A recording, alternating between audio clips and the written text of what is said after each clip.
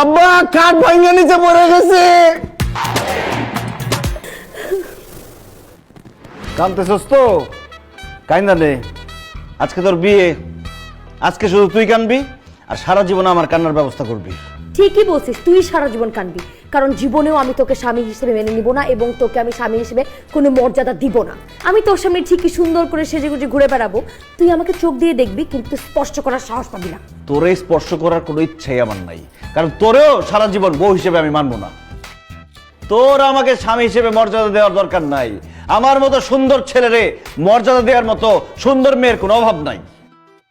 তোরে আমি চ্যালেঞ্জ করতেছি, তোর সামনে আমি অন্য মেয়ের হাত ধরে ঘুরবো, ওই মেয়ের সাথে প্রেম করব, ওই মেয়ের স্ত্রীর মর্যাদা দিব, তুই দেখবি আর জৈলাপুরা মরবি। আরে যা যা, তোর যা ইচ্ছা তুই তাই কর, আমি তো দেখবো না জ্বলবো না, কারণ আমি তো তোর সাথে সংসারই করবো না। সময় সুযোগ বুঝে আমি আমার বয়ফ্রেন্ডের সাথে পালাবো। দরজা জানলা খোলা আছে, তুই যেদিক দেখো সেদিকে চলে যা, তোর বয়ফ্রেন্ডের সাথে পালায় যা। আর বউ পালা গেলে মানুষ তো কান্দে, আমি হাসবো, নাচবো, গাইবো, ফুর্তি করব, এমনকি বউ পালানো উপলক্ষে আমি পার্টি দিব বন্ধুদের।